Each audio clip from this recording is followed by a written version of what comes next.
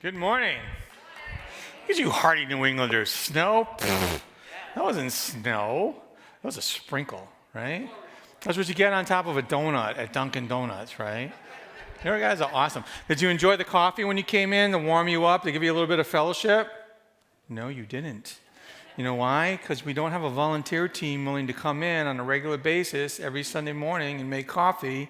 It's part of what we lost with the pandemic that we're looking to revive. If you're willing to do that, you can stop by the hub. Yeah, oh, don't say yes unless you're willing to do it. Oh, all of a sudden goes, no, do, right? Stop by the hub. Let us know if you're willing to be part of a team, and we'll train you to do that. If you're online, you can still come in and do the coffee, and we'd really appreciate it. All right. Hey, I don't know if you've ever created a mess.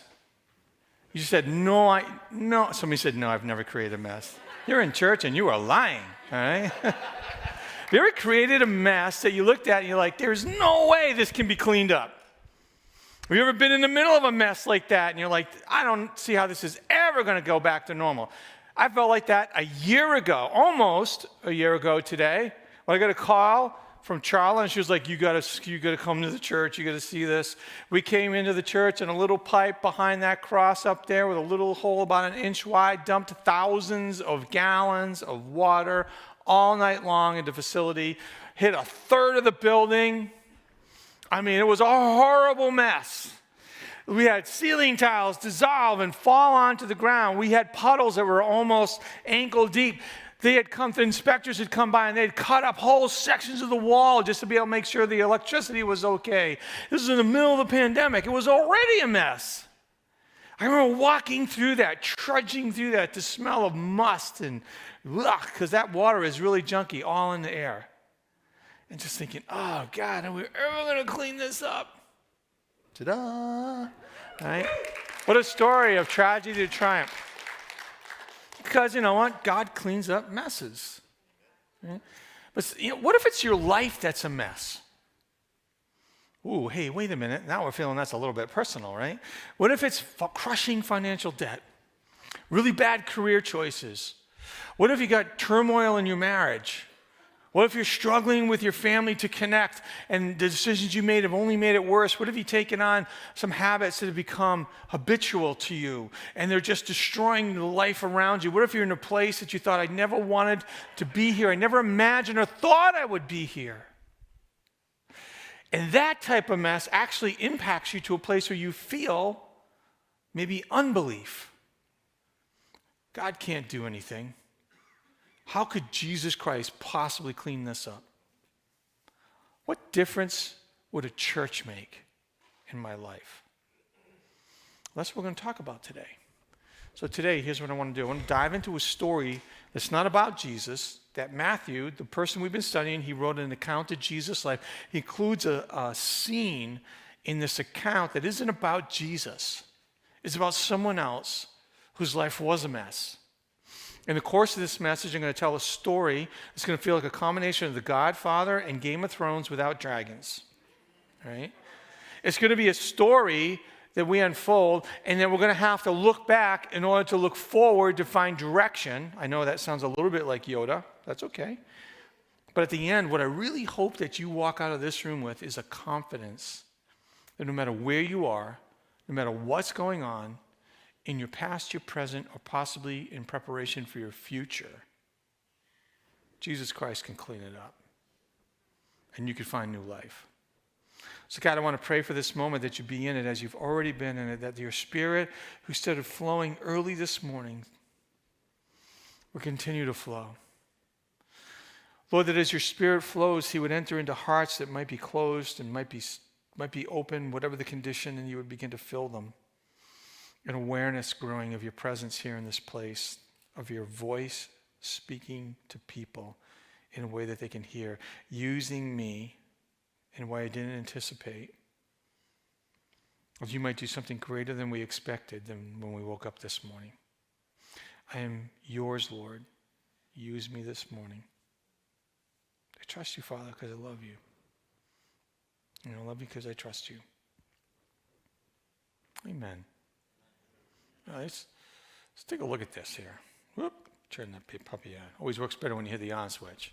Right. So we're going to look at, this is Matthew chapter 14. If you got your Bible app, you can pop it open. Bible apps are so easy. You hit Matthew, you hit 14, you hit 1, and you're there. All the numbers are just something somebody put in the Bible a long time ago to give you like road signs to find specific places. This is where we're picking up. And when Herod Antipas, stop. How's that? We're going to talk for a little bit about this one person. This one person, his family, is like the creepy stuff of Game of Thrones, right? And it is like the startling things of The Godfather. Believe it or not, this is where reality is greater than fiction. We have to, in order to understand the man, you have to understand his dad. His dad was called Herod the Great. Okay, it's a little pompous, all right, but Herod the Great was actually somebody he was King Herod, but he wasn't king because the people made him king. He wasn't king because the people voted him king. He wasn't king because it was his heritage to be king. He was king because he went to Rome and he convinced Caesar that he should make him king. And when he showed up into Israel, he showed up like a mafia don who'd been given a region to control. He came onto this scene with brutal force. Anyone who opposed him was missing. He imprisoned people for long periods of time, wondering if he should kill them. Most of the time, he just decided to kill them. He ruled with power, accumulated great wealth, had amazing fame, and did tremendous building projects. This guy built a port city. This guy built a citadel. Now, just to get you an understanding how he felt about the world around him, he built a palace that was a fortress that he could protect himself in. This guy tried to win over the favor of the people by rebuilding the very temple that Jesus went to visit. This guy had no emotional control and no sexual restraint. He had 10 wives. We don't even know the names of some of them. Had 15 kids. It seemed like he named half of them after himself. Talk about a burgeoning ego, right? But he ruled his family like he ruled the world around him. His favorite wife. So this is going to give you an idea what it meant to be the favorite wife. His favorite wife, her parents annoyed him, so he killed them. That is not a great move for your marriage, right? Created tension in the marriage. It was already a bit of a tempestuous relationship. That just added fuel to the fire. She got under his skin so much, guess what he did to her? Killed her. Now, that doesn't help your sons love you any better. So her two sons were kind of like, hey, our grandparents were on the chopping block. Mom was on the chopping block.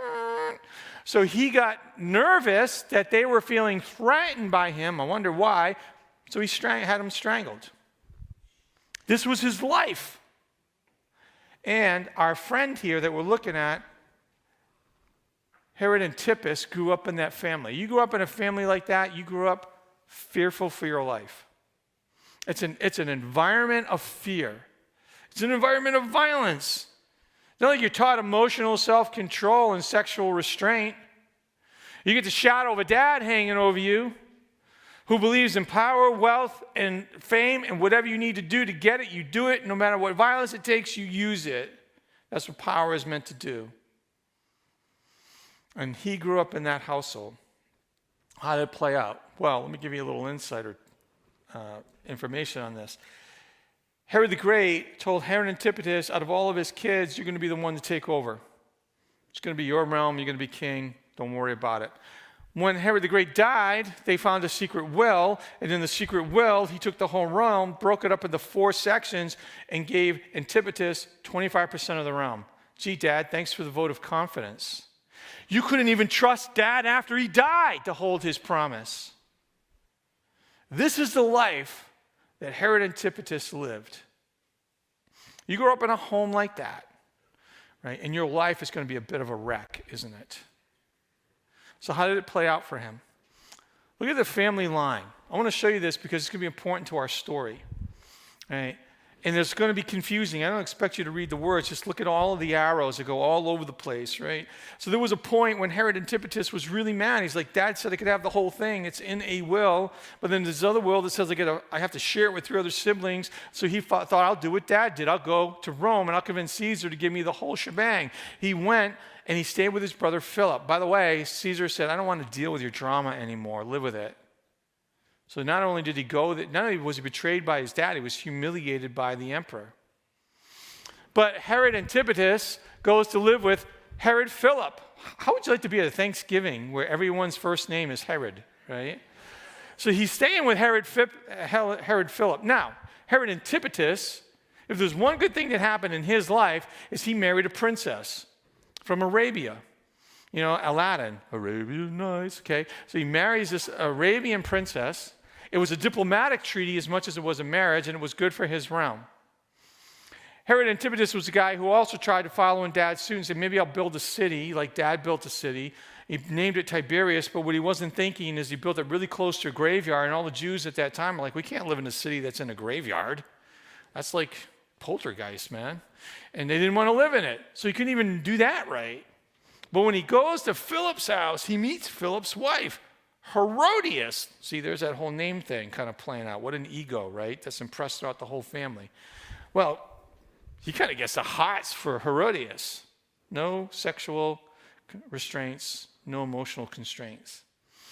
He gets the hots for Herodias. He seduces Herodias, convinces her to leave his half-brother, his brother from another mother, Philip, takes her back. He dumps his wife, the princess of Arabia, sends her crying back to the king. A king with a crying wife and a broken treaty is going to do what? Start a war. So here's this dude. He can't build the city right. He can't get the respect of the emperor. He's been betrayed by his dad. He doesn't have enough constraints to control himself. He divides his own family. He brings it back, he destroys the family, and he creates a war, and he tries to gain the respect of the people. What a mess, right? So let's take this and now, by the way, all of these little arrows show you that this family was a real thorn in the side of the church. Because Herod the Great, dad, was the one who tried to killed all those infants in the Christmas story. And then when you kind of bop it down here, his grandson, King Herod Agrippa I, was the one who imprisoned 2 of Jesus' disciples, executed one of them. His great-grandson left Paul in prison. And then we're going to see how Herod Antipas killed Jesus' cousin. What a horrible family. So how does it play out? Herod Antipas, the ruler of Galilee, heard about Jesus, and he said to his advisors, this is going to be John the Baptist, raised from the dead. That's why he does these miracles. What an irrational thing to say. Jesus was a contemporary of John. The two of them were doing ministry. Sometimes it intersected. They both had a long history. How in the world could this king, a person in power and position with education and experience and wealth, think such a, part of my language, stupid thought? Well, because of this. Herod had arrested and imprisoned John. This is Jesus' cousin, another guy who had been doing a fabulous ministry, actually baptized Jesus, as a favor to his wife Herodias. Get that? He arrested and imprisoned John as a favor to his wife. Just a reminder, the former wife of Herod's brother Philip. Got to keep it all in your head, a little confusing. Because John had been saying, hey, dude, it's against the law for you to marry her. Duh. Well, Herod wanted to kill John, but he was afraid of a riot because all the people believed John was a prophet. So now the craziness is entering into the religious world. John just had the courage to say, Herod, you shouldn't be doing that. That's someone else's wife. You're already married. And I'm like, well, what do you do? Well, I'll just put you in prison to shut you up. But John doesn't shut up. What we see in one of the other 3 stories on the life of Jesus through a man named Mark is this statement. Herod actually respected John. Knowing that he was a good and holy man, he protected him. Herod was greatly disturbed whenever he talked with John, but even so, he liked to listen to him. You know what's going on in his life? A spiritual crisis. He's trying to shut up the voice that is trying to convict him that his actions are destructive. But in the midst of shutting it up, God sends a voice to him through a person who is courageous enough to speak into his life. And it's one of these weird things where you love to hate or you hate to love what this person is saying to you because it's convicting to you. You know that it's right. You have the sense that God is speaking to you, and you don't know what to do at the moment. So the plot thickens. At a birthday party for Herod, Herodias' daughter performed a dance that greatly pleased him.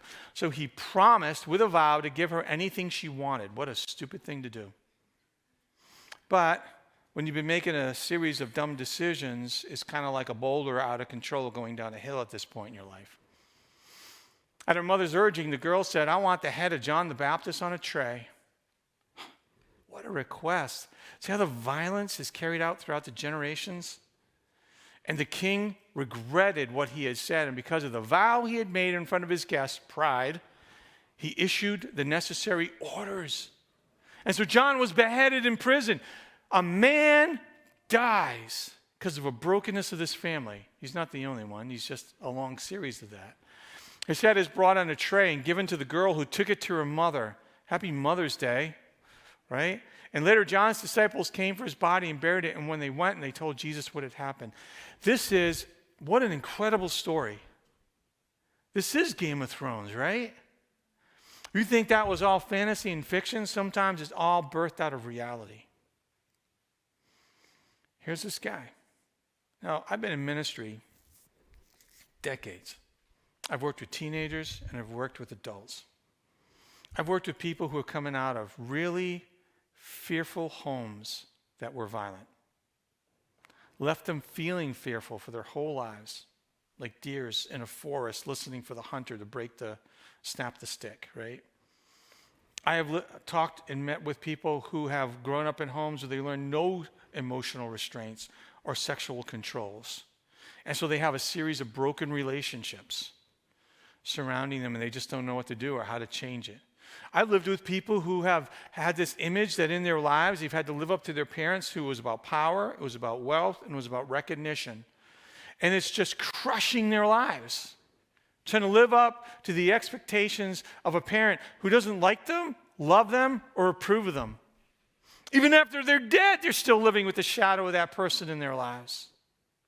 I met with people who the brokenness of their family is a generational brokenness. And as much as they hate the past of what they grew up in, it finds a way to resurrect its life into their current family. And then they have the horror of seeing it replicated in their children's families. I met with people, God was touching their lives and it just scared them. And they didn't know what to do with it. Caught up in pride, they were resisting what God wanted them to do because they couldn't just do it. Or they were afraid of what God wanted them to give up and to yield, and who would they be without this? And even though they were insecure and their feelings of insignificance, and they knew this wasn't a great path, they just didn't know that the other path was better, and so they'd rather stay in the pain that they were in than to transition to another life. Is it resonating? I'm not asking you to raise your hand. But this morning, did something I just said strike you? Well, that's why you're here. God wanted you here. He wanted you to hear this because he wants to give you hope. Right? Your unbelief can diminish the extraordinary things that Jesus wants to do in your life. But your belief could release it. How do you do that? Let's go backwards in order to go forward. Let's take a look at a passage I've already talked about, but I'm going to look at it in a translation. Most of you know that the Bible is not written in English. What? Okay, it was written in other languages, and throughout time, especially in the last 100 years, people have just been like pumping out different versions and translations from those original languages. And there's this one guy, Eugene Peterson. I love reading the Message. It just brings the power to it because he's not trying to translate it word by word by word. He's trying to get you the impact of it. And this is what he says out of a passage in Matthew. It's one of my favorite passages. Are you tired, worn out, burned out on religion? Come to me. Get away with me and you'll recover your life. I'll show you how to take a real rest. Walk with me. Work with me. Watch how I do it. Learn the unforced rhythms of grace. I love that phrase. Learn the unforced rhythms of grace. It's like standing in a stream, lying down and letting it run over you. I won't lay anything heavy or ill-fitting on you. Keep company with me and you'll learn to live freely and lightly. Get rid of the burdens, lay down the weight, and find the freedom. How do you do that? Well, Humility. Are you tired, worn out, burned out on religion? You know what humility is? It's self-awareness. Humility is a self-awareness that says, yes, I am worn out, weary, and burned out on religion. It's knowing that this is who you are. It's knowing that I have these character faults or traits or patterns or behaviors or things that have been brought into my life from my past that I'm carrying into my present that is actually creating the destruction around me. It's not looking at that world and trying to blame someone else, but it's the final realization. You know what the problem is? Me. It's in me. It's a part of me. It influences me. It directs me. It's why I do what I do. I am self-destructive in these relationships. I sabotage them. I continuously go back to this habit, this practice, this hang-up. I've let this into my life. I'm carrying it on from my past. Humility isn't saying that you're a bad person. Humility is the recognition I'm a broken person. Because we're all broken. I have sin in me, because we all have sin in us. This isn't the way to live life because it's just hurting others, and I'm responsible for that. That's we don't like humility because humility sounds like humiliation. But humility was a virtue of Jesus. And he taught us, though he was not broken, though he was not sinful, he taught us to recognize that within us. And then with humility, because sometimes people hit humility and then they spiral down into addictions or they go into mental breakdowns or emotional overloads and they just get destructive. Humility is a step towards surrender. Come to me. Get away with me. You'll recover your life, and I'll show you how to take a real rest. Surrender is that point in your life when humility rises up and you see yourself for who you are and you take it to Jesus Christ and you say, I can't fix this. That's the beauty of it. Eh? So we talk about it, Celebrate Recovery, or AA, is this realization like, I don't have the power to change myself. Every single person is in that position. It's just the wonderful thing about people in Celebrate Recovery and AA is that they've come to grips with it. But we all need to come to grips with that. This is that place. It's like no matter how much power I have, life is out of control. No matter how much wealth I have, it's not going to protect me from the difficulties of life. No matter how much recognition I have, it's not going to create the security and the significance that I'm looking for in life. No matter how many times I think I can do it in my own power, I just keep messing up. So Jesus, I'm going to come to you. I'm going to get away with you. And I'm going to just say, take it over so that I can recover what I'm on. We're afraid that if we give our lives away to Christ, we're not going to get anything back. But reality is that when we give our lives away to Jesus, he gives it back to us on a path of wholeness and healing and recovery. It's amazing. See, humility is the first step that leads us to surrender, which takes us to courage. Because Jesus says, walk with me and work with me. Watch how I do it. Learn the unforced rhythms of grace. I won't lay anything on you that's heavy or ill-fitting. Your walk with Jesus Christ takes courage. It's the decision that Jesus, I'm going to walk your life. I'm going to do it your way. I'm going to lean into your spirit. I'm going to trust into what I see in the Bible. I'm going to connect with the community of people. And Jesus, I'm going to take the step. That we know what walk with me is? A lot of times Bibles translate it like live life with me. Obey me. Follow me. It's this courageous step that where you finally say, you feel like you're in a precipice, where you come, you know what, this is where my life has brought me and who I am and all the choices I made or the brokenness of me or the past that's in me, and I'm just, Jesus, I'm going to do it. And you're so afraid that you're going to fall off a cliff into the rocks below. I'm going to show my age, but like that wonderful scene in Indiana Jones in The Last Crusade, when you close your eyes and you put your foot out, you find out that there was a bridge there the whole time. Strong enough to hold you.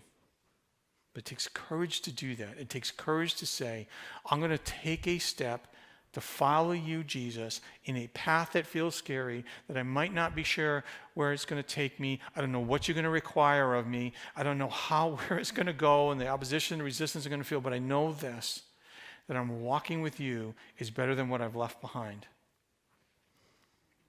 So I'm going to trust you. That's what courage does. Courage is not the absence of fear. Courage is the decision to make a step despite the fear and to follow Christ.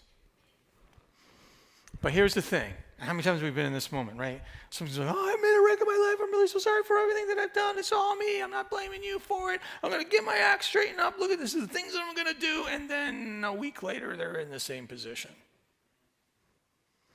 Right? That's a trampoline. You fall off to bounce back up, but you're not really moving forward, right? And that's not what we're looking for. That's not what Christ wants to offer to you. It's devotion. Keep company with me, and you'll learn to live freely and lightly. This is the beauty. This is what I want you to hear. The freedom comes with time. That lightness of laying down the burdens comes over the days, the weeks, the months, and the year. It's devotion. It's not just taking the step with Jesus, it's staying engaged with that. Have you ever had that experience where you're taking somebody maybe to a treatment facility, or you're taking them to counseling, or you take them to the court and they're going to have to face their outcome, and they won't get out of the car? Well, that's what I'm talking about. Humility has hit them, they've surrendered to the moment, and they're going to take that courageous step, but then they're not going to get out of the car. This is getting out of the car. All right, this is following through. Following through with the therapy, following through and with the connection with Christ, following through with the Christian relationships, following through on a daily basis with Jesus. This is the thing of letting Christ lead you through life, follow him through life, and to keep company with him. Wow, what a lot to learn from a broken man. You know the sad thing about Herod? Herod never got to those stages. He actually met Jesus. You know when he met Jesus? When he was ready to be crucified. Pilate, another Roman leader, sends Jesus to Herod and says, what's your opinion? And Jesus doesn't say anything to Herod, because at this point, the gospel writers give us an insight. All Herod is looking for is a pony trick of a miracle. He's not looking for a transformation of his life. And so Jesus doesn't have anything to say by this point. There was a point where Jesus finally, I got nothing to say to you, man, because you're not humble. You're not willing to surrender. You don't want to take a courageous step with me, and you don't want to live a life of devotion. And so our story of Herod is a story of brokenness, shame, regret, and guilt, and violence. But it could have been different. So where are you in this? Where are you? Did you show up this morning and you have not started a relationship with Jesus Christ? This whole formula here, maybe you are at the humility stage, but you've just never made the courageous decision to start a relationship with Jesus Christ, to start walking with him. And maybe Christ brought you to this moment to get your attention, because there is a moment in time where you have to make the decision that I want to enter into this relationship and I want to follow this. It's not like just kicking the tires and checking out the car anymore. It's like, I am willing to sign the lease to follow you, Jesus. Is this your morning? And I'll tell you, there are people who are willing to pray with you after service to help you start that journey. Maybe you have been following Christ. But you know what? This sort of pattern here, I've seen it kind of resurge itself in someone's life. Maybe you've been following Christ and you made those mistakes and you've made them mess. You're just coming to this dawning awareness of all the past that's in your presence. And Christ has been revealing this to you, and now what are you going to do with it? What step will you take now? Because the devotion requires us to constantly revisit humility and courage.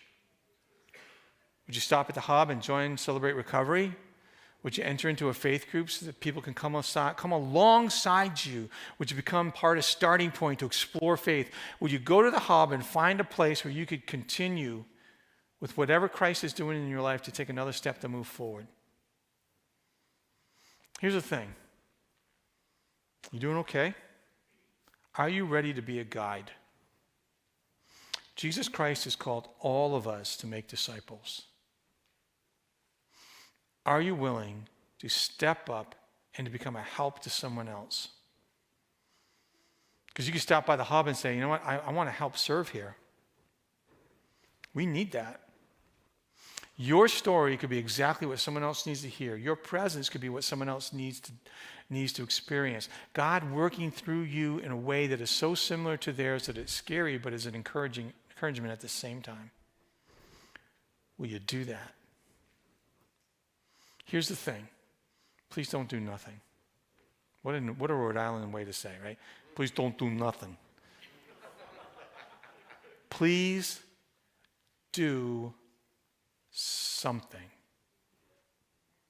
Because the most important thing that happened in this room is what you choose to do with it when you leave.